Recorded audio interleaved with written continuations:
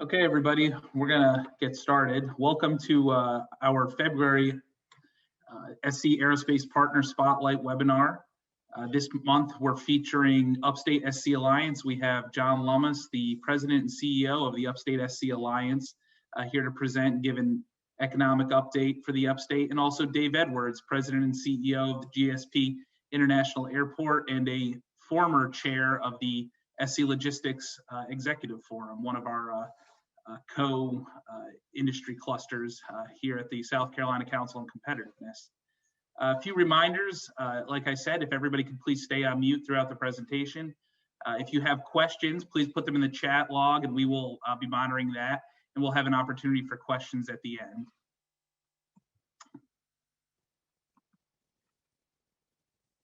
end. Some upcoming events that we have with SC Aerospace, just to let everybody know. Next week on March 4th, we're going to be having a tour of the University of South Carolina McNair Aerospace Research Center and a presentation on a research project that they have worked on with a number of companies. This is a partner that is already an event that is closed, invitation only to our partners and advisors, but just wanted to mention it. So if any of you or your companies are interested in becoming a partner, these are the types of events that you would gain access to. On April 19th, we're going to be doing a SC Aerospace networking event. It'll be held at the South Carolina Aeronautical Training Center at Trident Tech. And that'll be a light reception or in the afternoon to launch into the next day when SC Logistics hosts their Tech Talk 2021. And at that Tech Talk, we will be providing one of the speakers and companies. One of our partner companies, ACL Airshop, will be presenting on their Find My ULD app, which won an award for the Air Cargo News for Best Innovation of 2020. So we're very excited about that. Hopefully you can make it out there to either our networking event or the Tech Talk or both. And then lastly, coming up in May, and we don't have a date yet, but Ranger Aerospace, the parent company for ACL Shop, will be featured in our next Partner Spotlight webinar. We have a number of other companies that we need to spotlight as well.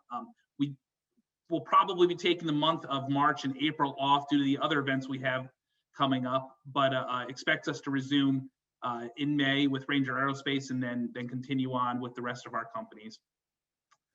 And with that, I'm going to hand it off to John Lummis to give us the economic update for the Upstate. John? Thank you so much. Thanks for the opportunity to speak before you today. SC Aerospace is so important to what we do. One of our target industries is aerospace, and it's been a very good target for us. The Upstate has a number of companies in this area, and I'm going to be talking about that. I also want to thank the Competitiveness Council. Susie Shannon is actually speaking on another webinar that we're having this morning as well. So that partnership is great. And thank you. And also, I know you're going to be hearing from Dave Edwards in a minute, but I just want to say, GSP is one of the greatest economic development assets that we have here in the Upstate. And it continues to get better and better. And thanks to Dave for all of his hard work and his support of the Upstate Alliance as well. So I'm going to give a fairly quick update here this morning, and I'm glad to answer any questions as we go along. But, 2020 and also into 2021 has been a very unusual year. I don't have to tell anyone that. Before March, I had never used Zoom before, and I couldn't have envisioned myself being able to figure out how to do a PowerPoint on such a tool, but hey, we've all done it. And now we are somewhat, I guess, experts, or at least we think we are. But as the coronavirus began, we knew at the Upstate Alliance that we needed to really shift and try to be innovative during 2020. And we started that out by doing digital campaigns. And you can see, some of the examples here of what we did, but sending it out to centers of influence, companies all over the country that would potentially be interested in looking at the Upstate. And we also started working very closely with our local economic developers on their existing industry efforts and things of that nature. But one of the biggest things that we started, of course, was trying to figure out how we can market to the world digitally. We started working on marketing materials very hard, and you can see the aerospace on there on the left is a huge part of what we do. But we redid all of our marketing materials, and then also our Upstate brochure that we use in marketing, obviously when we're traveling, but also we can send that out digitally, and we also have been mailing a lot of those out. We did at the beginning of 2020, we were able to have an international event with Ireland. Irish research group, Irish Manufacturing Research came over, and it was about 12 companies that came, and their mission was to learn more about the business market in the upstate of South Carolina, how these companies could work with our existing industries, and also how they could potentially look in the future to move here. And it was absolutely fantastic. It was the last week of February. And then, of course, everything began to shut down. Again, I mentioned that aerospace is our #1 target industry. We also, work very closely with automotive, engineered materials, food manufacturing, and life sciences. One of the things that we're really working to do now in our region is embracing innovation. And when I say embracing innovation, our area has always been a manufacturing hub, and also an international manufacturing hub with about 535 international companies here, about 2,000 manufacturers. But how can we take that from being a manufacturing region to be a manufacturing innovation region? And we really have been doing that for many years with high-tech companies coming in. But we want to continue to do that to make our manufacturers competitive and to be the best in the world. We're also seeing that we're welcoming smaller projects into the region. It used to be that we went after $100 million dollar investments, 500 jobs, and that was kind of the economic development strategy. But over probably the last 5 years at least, we found that a lot of companies, particularly international companies, are looking to put a smaller location here, to put maybe a sales office, maybe a marketing office, maybe doing a technology that can support one of our manufacturers. And we want to be able to do that. So we've come up with a landing pad scenario that we've been working with smaller companies to let them come in and really support what they're doing. Again, we've been working to connect employers with talent to make things happen in the upstate. And the way that we've done that is through Move Up, which is our talent attraction initiative. Back in April of 2019, we started working with our local communities to get a quality of life website that would also involve talent attraction. So we've been talking over the last couple of years how things have been changing from just recruiting industry to starting to recruit talent. And this, really became a big thought and a big initiative for us. We work with the local chambers of commerce, 10 at the top, and our local economic developers to create a website that would show not only quality of life, but also how to connect with job opportunities. So a person could go on, look about the great things going on in the upstate. Then we have an Indeed search engine that they could connect with those jobs and hopefully would look to move to the upstate. As we moved forward with that, at that time, it was about a 2% unemployment rate. We were targeting 10 different geographies all over the country. And, we were having a lot of success getting hits with that. Then as coronavirus occurred, obviously, the unemployment rates went from about 2% to about 12%. So we started looking at ways that we could shift gears, I guess I should say. So we started a new initiative within Move Up called Skill Up that is going to connect individuals that are either unemployed or underemployed with jobs, and also let them know about training opportunities. So it's an internal talent initiative that we think moving forward is going to be very successful. We started that in October of this past year, and we're working again to internally market this, and we feel like it's going to help a lot of folks. We work in concert with the technical colleges in the region on this, and it's been a really good partnership. Also want to talk about the importance of maintaining a stable business environment. You know, the Upstate and South Carolina during the coronavirus, we basically stayed open. The state determined that almost all of our manufacturers, if not all the manufacturers, were essential businesses.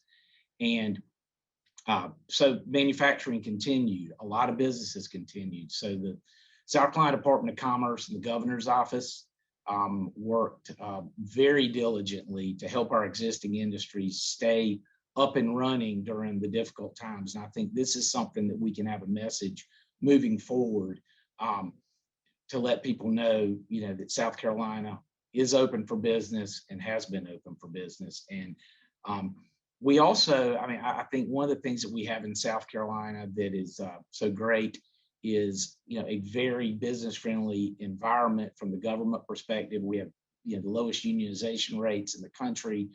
We have power rates that are very competitive across the board, and a real, you know, attitude between government and business that makes companies successful. So what was 2020 like? We actually had a surprisingly excellent year. We had about 1.25 billion in new capital investment, 3,000 new jobs, and 57 total announcements. Of those announcements, as you can see, 54% were domestic, 46 foreign owned, and we had more existing companies doing expansion than new, but that's not unusual.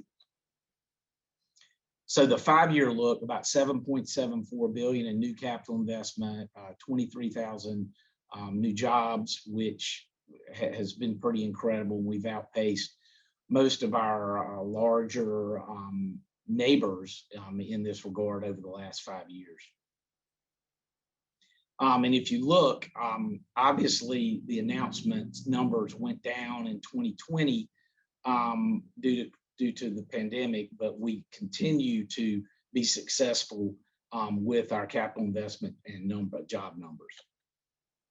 And where is our pipeline? What countries are represented in our pipeline? You know, engineered materials being the top of the heap, but as you see, auto and transport, which would, and aero and defense, those are ones that continue to be very prominent in our pipeline and the companies that we're talking to. So we see change as opportunity. The pandemic has caused a lot of changes, but I think the Upstate Alliance has continued to be innovative in what we do. We've been able to quickly pivot in our economic development efforts, and I think that's, you know, that we've had a good 2020, and we're really looking forward to 2021. We look forward to continuing our partnership with SC Aerospace and continuing what we do in that regard. So I'll be glad to take any questions that anyone would have, and do that now.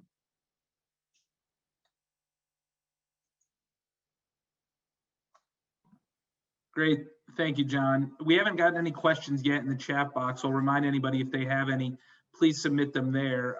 Since we haven't gotten any, I think we'll send it over to Dave right now for the update on the airport, and then we can reconvene for questions after that. Dave? Okay. Thanks again for the opportunity. Sorry for the malfunctioning on the slides today, but it is okay. Sorry about that. Everything moved around on me here. So are you seeing the full screen, Steve? We got you, Dave. We're all set. All right. Very good. Well, good morning to everyone, and glad to be with you this morning. John, thanks for the introduction earlier. I just want you to know, John always says nice things about the airport. and about me because I'm his incoming chair next year for Upstate Alliance. So I just want you to know there's a little stuff behind that, right, John? All right. Well, let me get into. No, it's all true, and I don't talk good enough about the airport, so I try to do that more and more every day. But anyway, thank you. Well, thanks very much, John. Well, let me jump in. We're going to give you a quick airport update, try to bring you up to speed on what now has been almost a year of living with this coronavirus. For airports, this really became, an impact around March 10th or March 11th of 2020. So we'll bring you up to speed on what's happening. So I'm going to give you a little bit of a GSP overview, a little bit of our economic impact, what we've done around the coronavirus, our response and impacts, some new passenger service and what's going on with air cargo, which has been a great story, a little bit about our airport master plan and future development, and then talk about some major capital projects that are still in play and that will be upcoming, and then my thoughts a bit about future air travel. So first, I always like to start out with our airport district mission, and it really is to advance the economic prosperity of the region. We want to provide safe, convenient, user-friendly, cost-competitive air transportation for our community that not only connects us with the nation, but the world. And we all know that we're, heavily dependent on international companies here in the Upstate. So for us to have those connections is extremely important for our business partners around the community and in the Upstate. A little bit about our governance structure. So we are governed by a 6-member airport commission. Three are appointed by the legislative delegation in Greenville County, 3 are appointed by the legislative delegation in Spartanburg County. All of those folks have to be approved by the governor, so their names do go to the governor after those recommendations are made for his or her approval. The commission is a governance board. It's not an operating board, so they provide us with oversight mainly on financial kind of long-term planning and the like as to where we're going with the airport, but not involved necessarily in the day-to-day operation. And as you can see, we have 6 meetings a year with our board. And operate very much more like a private sector board than what I would call a typical public sector board that you see out there that might be actually meeting once a month as an example, or sometimes even more frequently.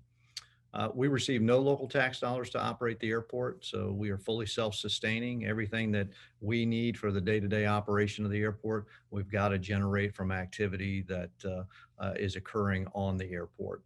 We do get some federal grants as it relates to specific aviation capital projects, mainly related to airfield. There are some other opportunities for some terminal grants when we do that kind of work, but most of it goes into our airfield, and that's runways and taxiways. And the commission employs me as the president and CEO I'll say prior to COVID, we had about 220 full-time staff positions. We're down a little bit right now and trying to just make sure we're right sizing for this time that we're going through. So I think right now our number is about 189 is where we're at on our staff. So a little bit about economic impact.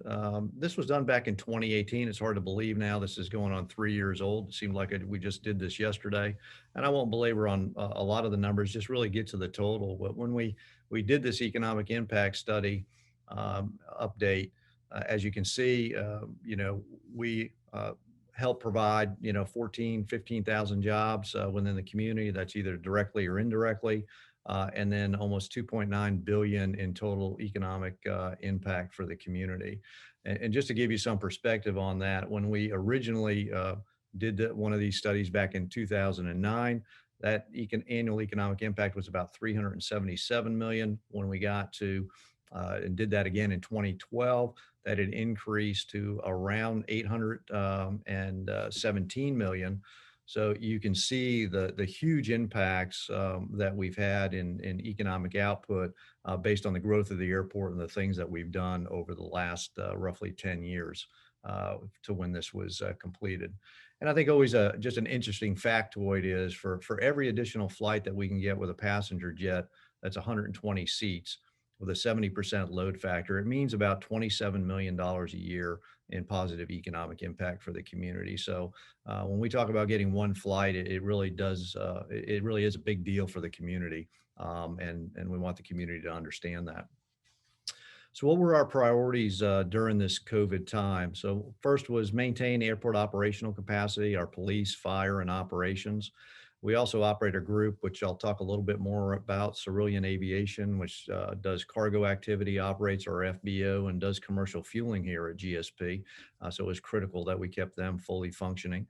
Of course, we want to protect the health and welfare of the traveling public, extremely important to us. Terminal sanitation, touchless fixtures, and processes for traveling through the airport. We continue to evaluate new technologies for continuous disinfecting. I would say during this time, you find out how much snake oil is out there and how many people are trying to peddle things that really don't do what they say they're going to do. And so we've been being very careful about the things that we're actually buying into in that regard. Protect our airport district staff. That's both jobs and health. So I made a commitment to my team very early on that we would not furlough anyone in our organization. That maybe was kind of a bold statement to make, not knowing what was going to happen in this with COVID. I think we all thought originally that this might be 3 or 4 months. We get beyond this and, we'd move forward. Obviously, here we are a year later. And in many respects, you could almost say we're just passing maybe through the middle of this or just have passed through the middle of it. And we still probably have another year to go before we feel like we may be out of it and somewhat back to normal. Then also supporting our GSP business partners. So, we have a lot of, in particular in the terminal building, concessionaires, rental car companies, food and beverage, retail operators that needed our help. They needed relief. So flexible hours as traffic, was reduced in the terminal. And then actually we provided financial relief as well to many of those companies. And then the last item was we need to assure the financial health of the district. We wanted to make sure that, we do everything we could so that when we come out of the backside of this pandemic, that we're well positioned for what we hope is a real strong upswing in the growth of both passenger, air cargo, land development, and other activity. So to give you a little idea on the passenger employment side and our history, I'm not going to go through every one of these, but you can really see the precipitous drop here, in particular for what we're projecting for 2021. So this is our fiscal year. So 2021 fiscal year for us is July 1 of 2020 through June 30th of 2021. And we're projecting a number that's about 575,000 enplanements here at GSP, and that's boardings. That is less than what we did back in 2010. So we have not seen that number, obviously, in a long, long time here at GSP. After this fiscal year, we hope to not see it again. And then you can see in 2022 for our fiscal year, we're projecting to get back up to 900,000 enplanements. So it's a slow climb out of this in many respects. It's not going to be an overnight type of thing. To give you drill down a little bit more on this and on the details, you can see these percentage decreases that we actually experienced for our last fiscal year that ended June 30th of 2020, as we had just gone through about 4 months of the pandemic or 3.5 months of the pandemic. Again, what we're projecting for this fiscal year and the next fiscal year. So, traffic's still down 56+% as we end our fiscal year 2021, and still down 30+% when we finish fiscal year 2022. As far as the forecasted recovery for GSP is concerned, we're projecting that to occur in 2024, probably at the end of that calendar year, actually, not the fiscal year. And we believe it's going to take that long for us to get back on the domestic traffic side. One thing that's interesting about GSP, just as we contrast ourselves against other airports our size here in the U.S., is we tend to have a higher proportion of international travelers traveling through GSP. That shouldn't be surprising to us because of the makeup of our community, but that ranges in the 10 to 15% for us, which is higher again than other airports similarly situated to us. What that means is we're even going to have a slower recovery because international travel is not being projected to recover until sometime in 2025, or could even be going into 2026. So this is a little forecast that we put together on our recovery. Doesn't look very good for January. One thing you have to remember with January is that it's one of the slowest months of the year for the airport in normal times. And we saw that number go down significantly versus our trend line and forecast here for January. We were trending pretty well to that forecast of 575,000 passengers here towards the end of the year. We think this will pick back up. February has looked a little bit better, or I should say quite a bit better. And then when we get into March, we think we'll be back on track to finish where we forecasted. I should say that we revised this forecast. We had a little higher number back when we forecasted this in the spring of 2020. We adjusted that here around mid-year, down a little bit, and because we were not seeing those recovery numbers that we originally anticipated. And this gives you an idea of what's happened and what it looked like. So, you know, when you go back to April of 2020, the orange bar there for April, we were down 96% of passenger traffic. So we only had 4% of our normal traffic. You can see how that has trended up over the months, but we kind of flattened a little bit. And towards the end of the year, as we got into November, December, as to what we were recapturing as a percentage of our normal traffic.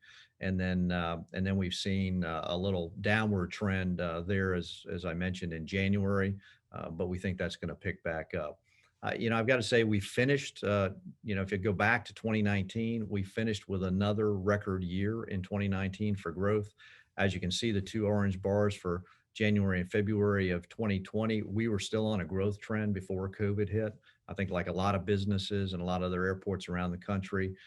So this has obviously been a devastating impact to the industry, and both in particular airports, airlines, and our partners that run businesses associated with the industry. How has that infected our revenues? So you can see our normal operating revenues. We had budgeted about 49 million for FY20. We finished at 40. So that was that 4-month impact. We took roughly an $8 million revenue hit over those 4 months.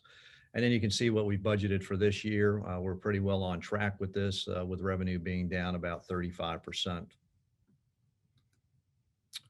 We take that over on the operating expense side. We run a pretty tight ship normally, so there wasn't as much room to cut into these numbers as you might think. And so we were able to cut about 8% out of our expense budget last fiscal year, reduce that by almost 16% for this fiscal year. So the bottom line is what we were able to do is we were able to be in a position where our revenues did exceed our expenses, so we could deliver a net income to the bottom line at the end of this year, which I can't say is the case for many of my colleagues around the country. So that was very positive for us to be able to make sure that we could keep our finances in order, as I mentioned, as one of our COVID priorities. And that's because historically GSP has done a lot of its capital improvements and other things cash. So as you can see here, we typically deliver a pretty strong net bottom line on an annual basis in that $18 to $20 million range on an annual basis. You can see how that was impacted in 2020, down 31%. You can see where it is for 2021, down 67%, but still on the positive side, which was important for us to be able to continue to, again, maintain that financial position that we want to be in. Part of what has helped us do that is over the years, since 2009, really started in about 2011 and kind of worked its way through 2017, we got into more than just the passenger business. We got into cargo business, and we got into commercial fueling, and we took over the running of our fixed base operation for general aviation. So we've been able to diversify our revenue streams here at GSP a bit. Now it's about 75% related to passenger activity for revenues, 25% for others, cargo, as I mentioned, commercial fueling, the FBO, and I shouldn't forget land development because we've gotten into that business as well. So that's provided us, again, a little bit of diversification. What we have definitely talked about during this COVID period is the importance of continuing to diversify and grow those other businesses that we have to become a little less reliant from a revenue standpoint on just the passenger traveler in and out of GSP. And a large portion of that revenue from the passengers traveling through GSP comes from parking. So, when you look at parking at most airports around the country, it represents somewhere between 33 to 40 to 45% of actual total revenue. For us, it's at that lower end, about 33 or 34%. But it is the primary revenue stream for most airports around the country. We did get some help. So I will say that airports around the country, we've gotten 2 CARES Act packages. So I won't say we've gotten the funding from the second one yet, but it is there and it's coming. Total of $12 billion allocated for airports around the country. GSP's allocation of that is about 31 million. And you're probably asking, what are you doing with that money? Well, we have to ask for it on a reimbursement basis based on operating expenses, but we're really using it to finish up some capital projects in particular that we needed to wrap up. So we're self-funding those and then really kind of replenishing our funds through a reimbursement of operating expenses. But it's helping us keep our fund balance intact as we go through this period. We can use the money for any lawful airport purposes. We do have restrictions on how we can use airport revenue, so we have to be very sure that we're conscious of that as we're putting in for reimbursement for the money. We had a requirement that we had to maintain 90% of our full-time equivalent staff through February 15th of 2021 in order to be eligible to not have to pay back the grants once they're received. And as I mentioned, we're putting in for reimbursement for airport district salaries, tenant financial relief, utilities, and other O&M expenses. And that's just the process we have to use in order to apply for the grants. But the reality is, at the end of the day, that's freeing up money to be able to finish up some capital projects that we really were in the middle of that we needed to get done. And we were normally going to be in a position to cash flow that based on those larger net incomes that we would have normally been having.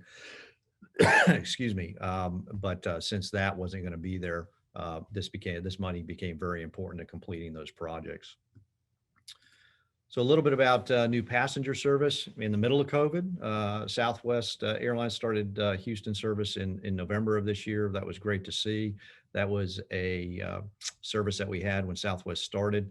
And what we're working with Southwest to do is bring back some of those original cities that they were serving when they first came to GSP back in 2011. And then we just did an announcement that Silver Airways is going to be flying to Orlando, Tampa, and Jacksonville. That service begins on March 18th.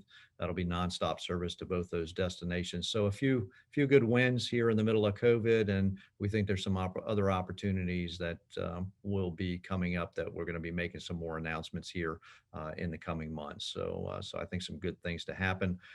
When we talk about the passenger recovery and what airlines are doing, should have mentioned this more up front, and you've probably heard a bit about this on the news. What's really been driving the passenger recovery numbers so far has been the leisure traveler. It has not been the business traveler. And since GSP is a very, very strong business market, usually we're a 60-40 split business leisure. Again, that's impacted us a little bit more because our business travelers are not getting back in the air yet. Lots of folks that we've talked to, their companies aren't allowing them to travel until a vaccine is fully in place and they can feel more comfortable. So I actually feel pretty good about where we are at, because if you look at us on a national basis, we are recovering right on the national average.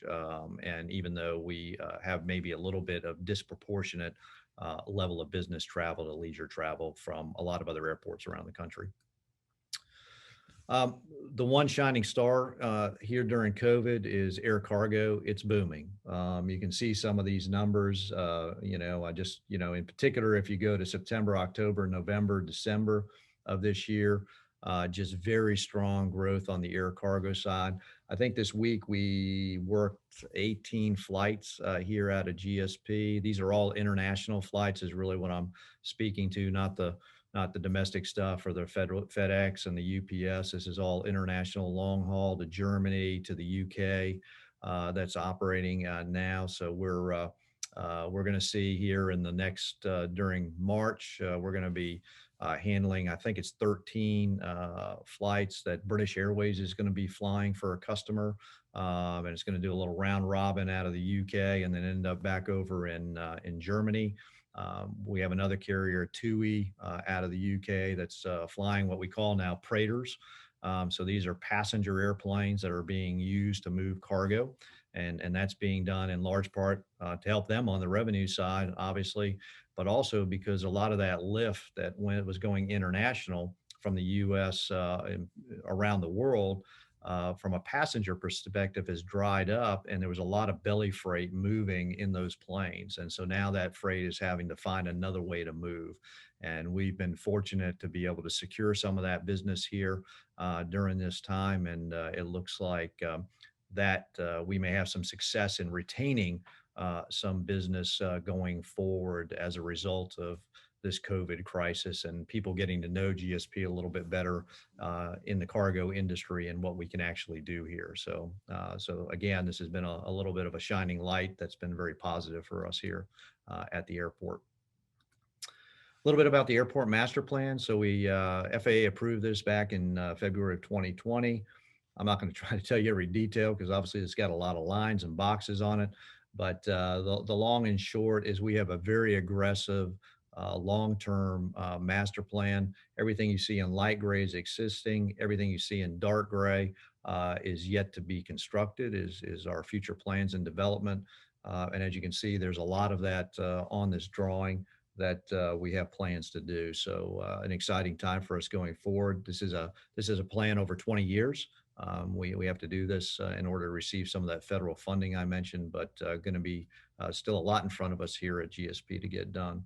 A couple projects I mentioned that we were in the middle of. We were, believe it or not, back in February of last year, we were typically running out of parking pretty frequently. So as this is a drawing showing a new economy parking lot of 1,500 spaces and a new employee lot that was 600 spaces. About $20 million worth of projects here that we needed to finish up, and we're going to be wrapping those here this spring. But we'll be in a great position when traffic begins to recover to have options for more options for the travelers here at GSP. We were going to pull the trigger last spring. Actually had taken general contractor proposals in June of last year to build a new public parking garage and new rental car facility. You see some renderings of that here. We put that project on hold, and fortunately we're enough on the front end to be able to stop it before we got going. But I fully expect that within the next 2 to 4 years that this project will get back underway. And again, about a $75 million, $77 million project. We did finish up. This was another project that was underway and replacing our fire station. We finished this up in the fall, did a dedication of this in November of 2020. Is a beautiful facility, very functional for our team, our fire department, something they deserve because it replaced a fire station that was built back in 1962 and pretty antiquated. And then we have right now out on the street an RFP for a hotel here at the airport, and we're very excited about this. We've had a lot of discussion with developers on this over the last year. We were actually even a little bit before that. We were going to put this RFP out right around the time COVID hit last year, and then we pulled back on it. But we have enough feedback of interest that we went ahead and put it out on the street within the last month or so, and we'll be taking proposals to build a 4 to 5 story hotel. It'll have somewhere between probably 120 to 150 rooms, but it'll be right next to the terminal, and in the future be directly connected to the terminal through an extension and expansion of our future bag claim that you can see there in the blue color. Here's a little rendering of the hotel that we've done. Don't know that it'll look like this exactly, but the important piece for me up here is the rooftop bar and the pool. So, hopefully we can get something that's a little iconic here at GSP and can give travelers another option, either to hold meetings here at the airport if they need to fly in quickly and leave, or if they want to get out here for an early morning flight and spend their last night right here at the airport and have a convenient trek to get to the gate. That's what we're hoping to provide going forward. So a few major capital projects that I just want to, I've talked about the aircraft rescue and firefighting station, the public parking garage. We have another air cargo apron expansion that is on the horizon, about $20 million. We're expanding our FBO building, our facilities building. I talked a little bit about the surface parking expansion that's currently going on and will be completed here within a few months. We've got lots of airfield work that's going to happen. And then we have truly believe that we'll be back on track, again, in that 2 to 4 year period for our next terminal expansion, which will be gates and bag claim. We're buying a few new fire trucks, which will come here in the next couple of months. And then because of all this cargo activity that we're currently having and where we were pre-COVID, we have a fuel farm expansion that's going to get underway to double our fuel farm capacity or fuel capacity here at GSP. Yeah. That I mentioned with a rooftop pool and bar up there, which I got to say we were inspired to at least do this in a rendering by going up to JFK Airport in New York, and we saw the new TWA hotel that was built there and talked to the developer of that facility, and it had a rooftop pool and bar on it, which overlooked the airfield. Was just a great place to be up there and sit and be able to take in what was going on at the airport. So that was what inspired us to at least put this in a rendering. And then I talked about the major capital projects. Is it advancing now? Okay, Stephen? Yep, we're good. Okay. So these are those projects, as you can see. So, just in a summary, since I kind of ran through these at least by item, over the next 5 years, we're still looking at a $300 million investment here at GSP. So we're not stopping moving forward. We believe in the Upstate. We believe in our, the community. We believe that growth is going to return. And in fact, in some cases, this allows us a little bit what's happened with COVID to catch up on a few things that are very difficult to do when your passenger travel is extremely high and you're basically busting at the seams. So there's a few projects that we're going to also have in the hopper that even aren't on this list that are going to take advantage of some of those lower passenger numbers and doing a few things. So a little bit of thoughts on future air travel. Not a surprise. You've heard all of this, I'm sure, on the news. Flight activity significantly reduced. We're running at 50 to 60% of normal number of flights. Those flights are running at about 50 to 60% load factors right now. So, still not anywhere near close to capacity levels that we were at pre-COVID. Airlines are continuing to right-size staffing, even though they received another CARES package as well. They're already positioning to lay off more staff here following their requirement to retain staff as a part of receiving those grants. Airlines have retired a bunch of airplanes, especially their older airplanes during this time.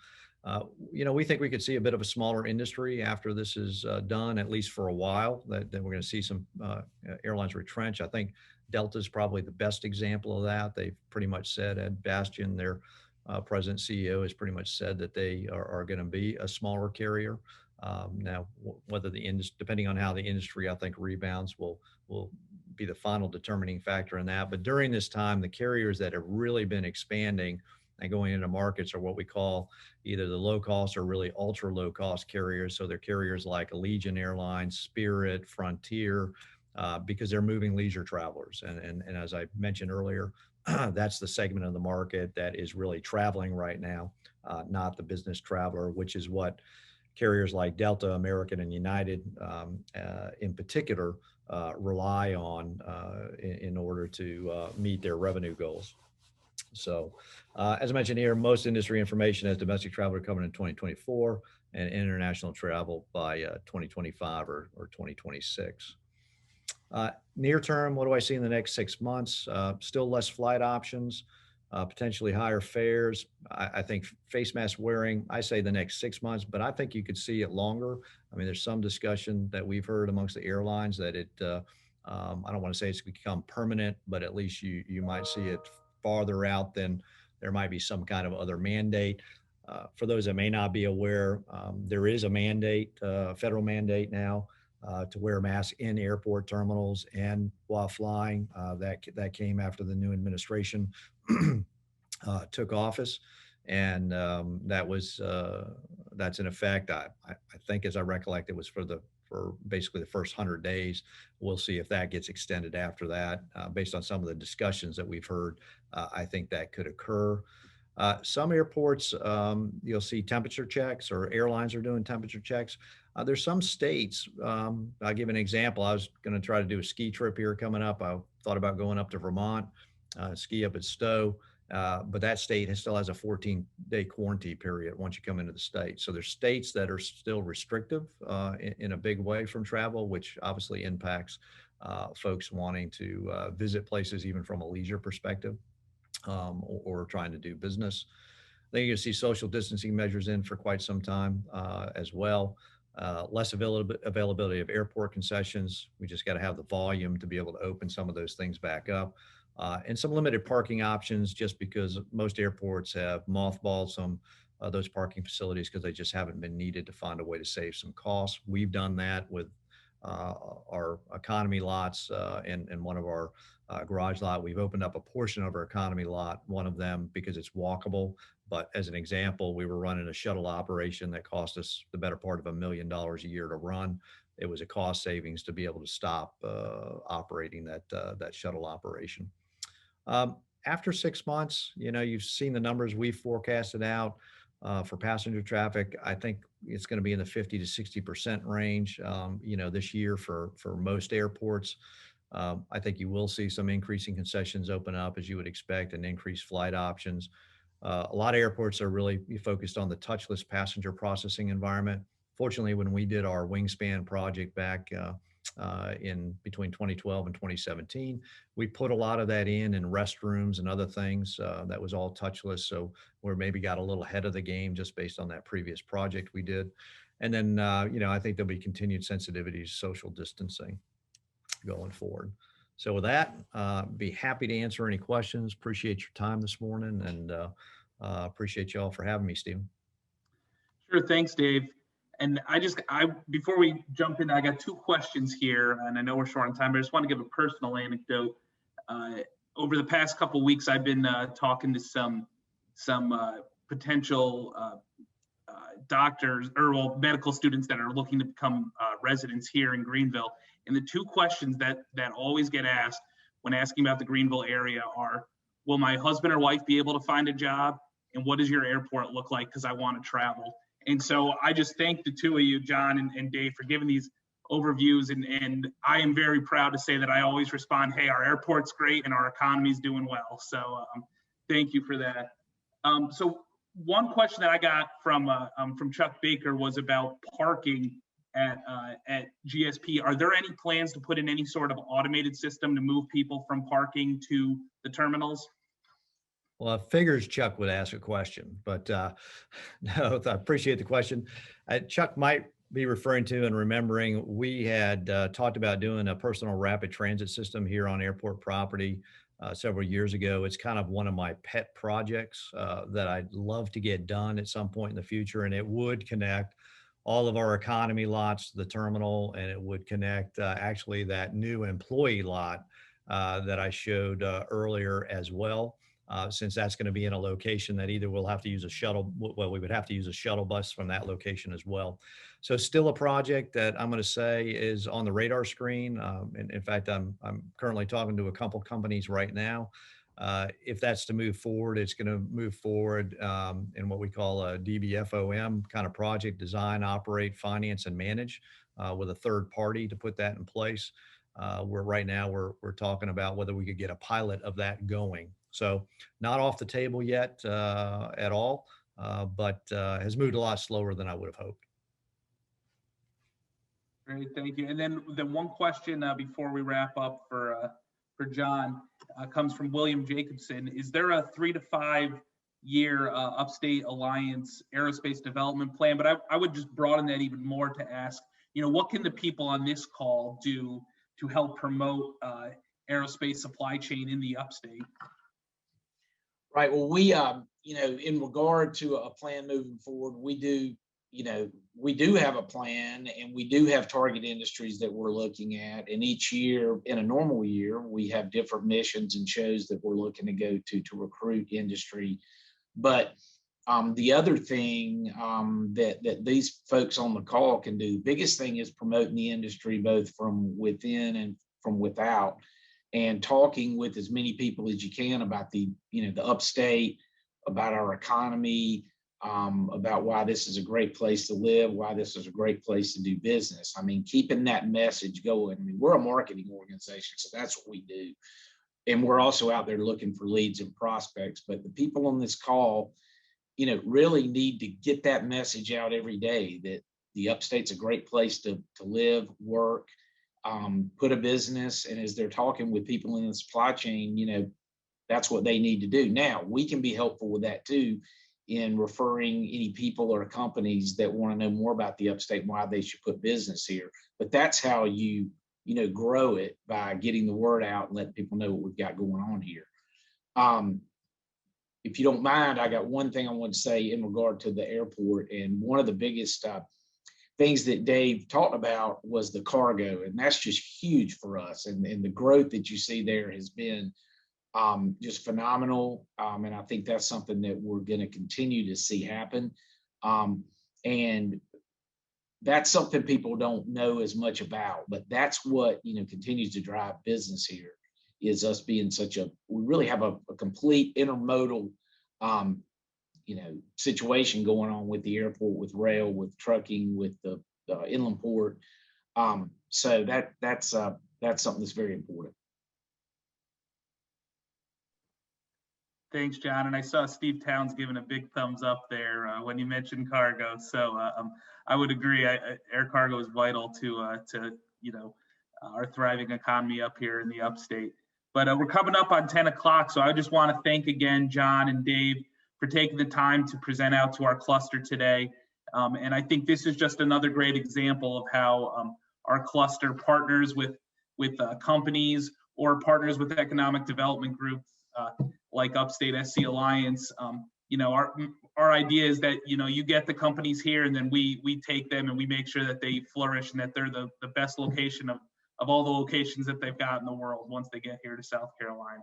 So I just thank you again. And if anybody has any follow-up questions, please feel free to email myself or Adrian Beasley, our comms director, and we'll follow up and get you an answer on anything that you may want to know. So thanks again, everybody, and have a good day.